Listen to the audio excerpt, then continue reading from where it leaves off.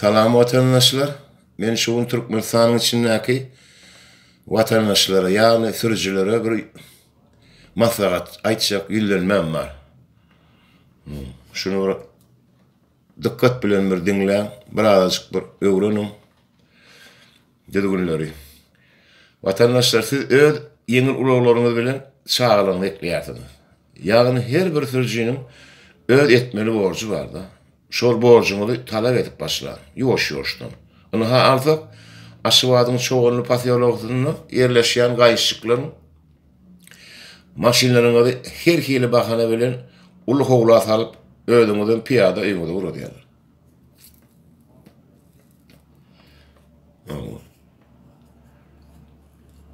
Size birinci verecek maslahatım. Ne maşin durup var yalnız, önümüzden gayışık. Daşraklarını görüyorsunuz da şun gayışık işte, belirlek yerlerini biliyorsunuz da köpüğünüzü gayıştı.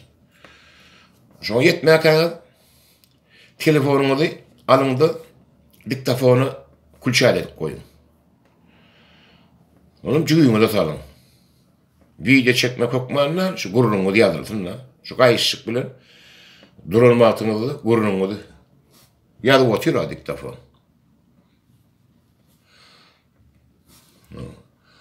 Saklanatı köpüğünüz, onun ağam deyip biliniyorsunuz da.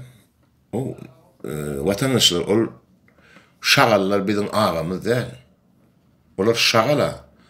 Eğer ağam deydiniz, ödünüzü mail ediyeniz, ödünüzün çekinyenliğinizi düşünürüyorsunuz da. Biz olsa şağalamızı eklemek için kreye ediyat, kiltim ediyat, o cüğümüzdeki şağalara netten turmadan kanırıp cüğümüzden alıyorlar.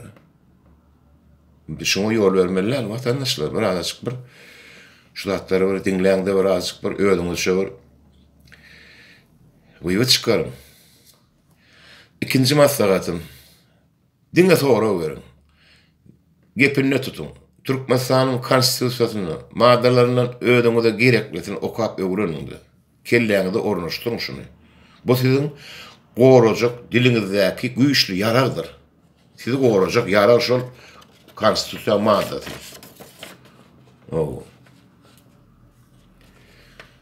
Bir zattan bahane edip dıkmalılar, yapmalılar deyip başlaya da gayışlık.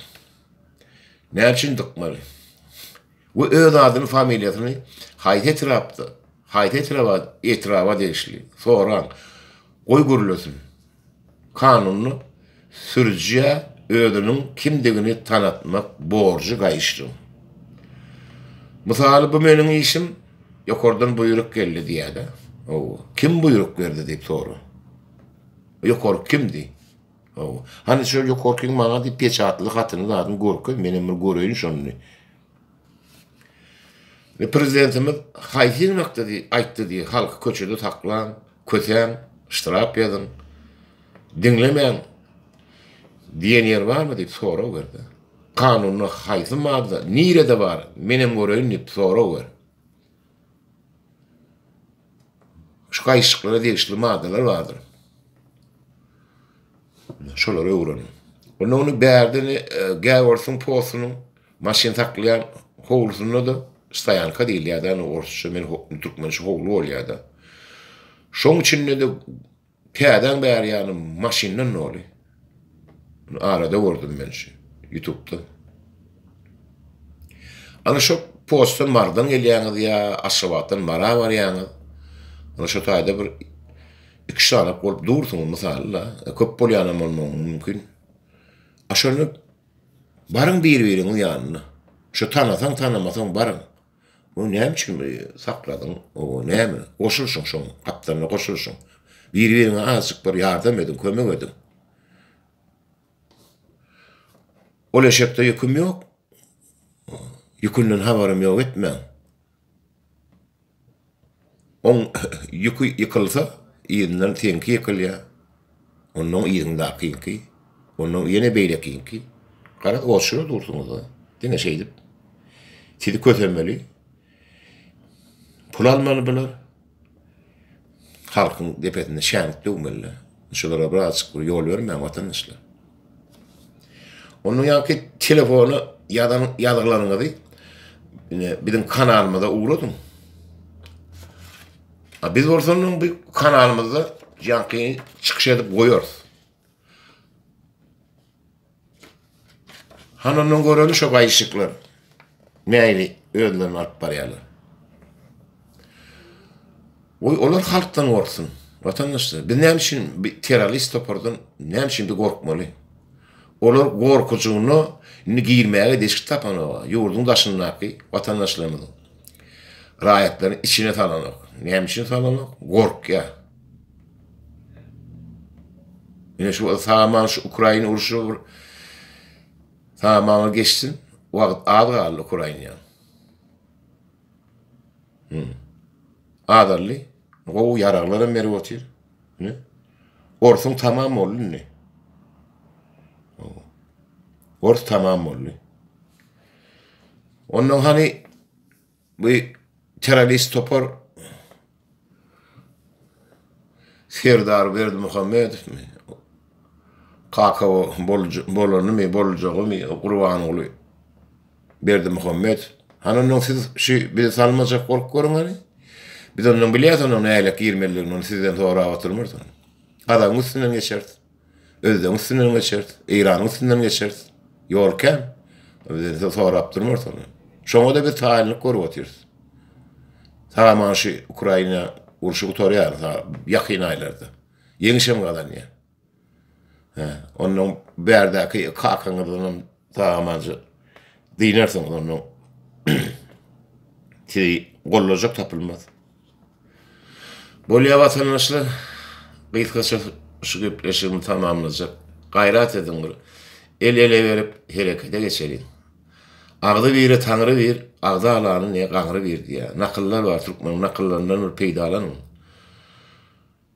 Şu niyeceğim var, erteği ne meselem kadar deyip dıma oturma. Yine otudirler, dımıp şuuna düştüler. Birbirimizdin bir yüdümüzden aytman, gürlemen, ay bolyalay diye. Hani? Taşınla talata gelen ha içine. Kim milyon? Koy şu 1,5 milyon yerle vatandaşlar. İçine talanok, talmayanın yani korku otur, görü otur hemme dadi. Taşınla Türk milyon cemlenni, fikirler ütgödü.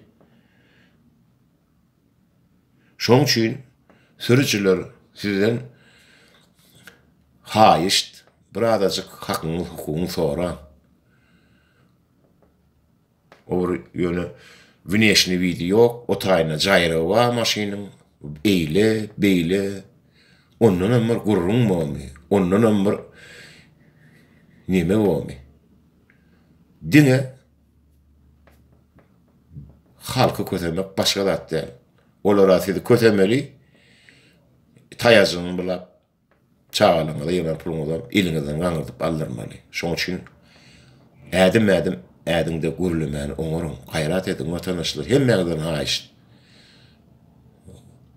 Hiçim borcu yok, bir-birini etip bermeli. Her kim boşan etmeli. Ana şonu bolýandyr. Bolýa vatandaşlar, hemmeňize udaça, ne taýlyk bolsa, içine de barar. Terörist topardanam diýler. Biz hemmeňize de taýyn. Janymyzy ortaga goýduk. Çağlamın geleceği için, atıklamın geleceği için Täze Türkmenistan'am gorur. Hemme dat planına, hemme dat yerine. Bol yata olun illeşler. Sağ oturun.